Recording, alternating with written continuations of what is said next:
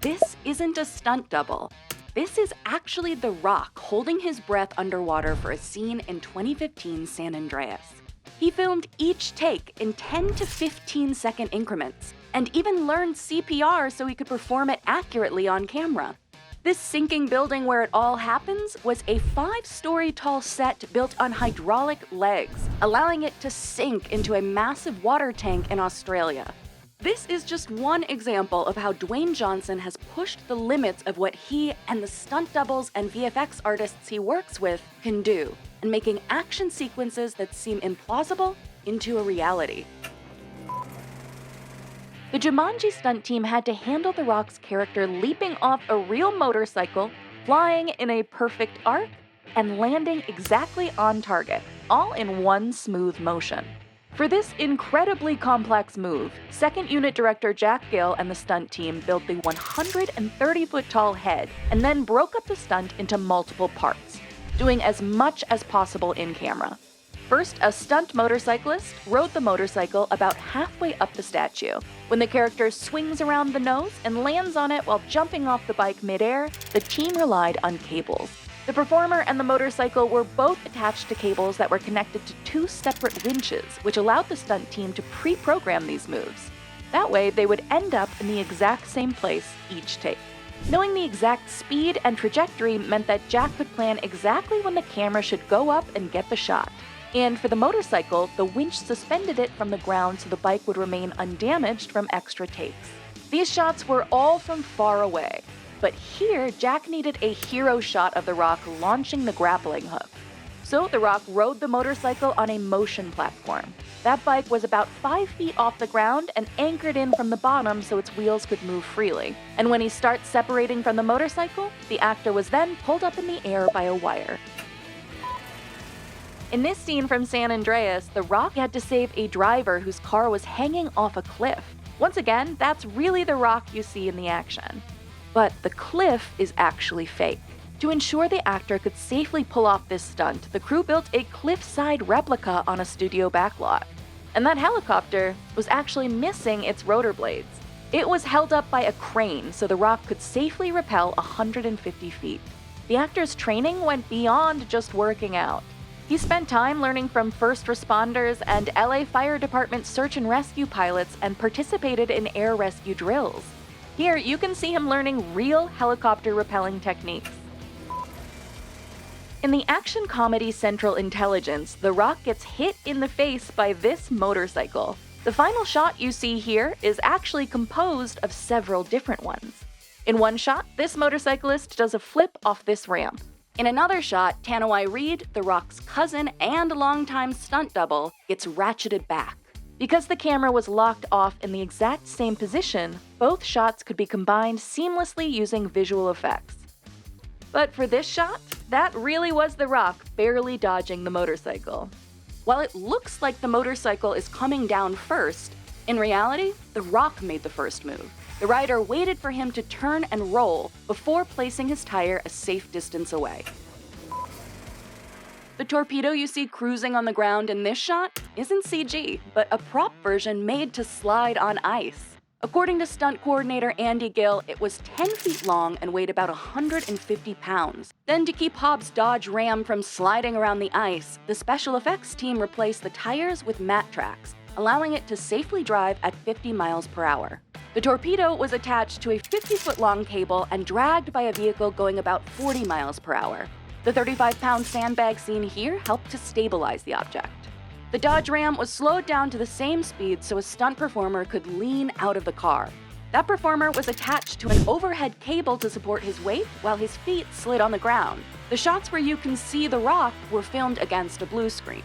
And because the torpedo wasn't actually functioning, Andy and his team had to blow up this vehicle by filling it with explosives and towing it without a driver. In this shot, the torpedo was added with CG at the moment the explosion occurs. In Skyscraper, The Rock plays a Marine veteran who loses his leg. He wanted to make the stunts as real as possible to show how much his character is capable of. So he worked with Paralympian Jeff Glassbrenner, who was the first amputee to climb to the top of Mount Everest. Jeff helped The Rock master walking and running with the correct step pattern, like here, when his character sprints and jumps off a crane. While the background and building you see aren't real, both the crane itself and the jump are. Jeff's insights were also helpful for when the character has to scale the building. His advice? Never step down with your prosthetic leg first. In this scene in Rampage, The Rock's character escapes a crashing C-17 plane. Making all this look real involved some gravity-defying wire work. First, real plane engines created intense air pressure to blow wind throughout the set. But that wasn't enough to send the actor flying. So he was also harnessed into this wire rig, designed to drag the actor backwards when he loses his grip here. Once The Rock and actor Jeffrey Dean Morgan fall out of the plane, the scene switches to footage of professional skydivers in the air, as the stunt was too dangerous for them to perform themselves.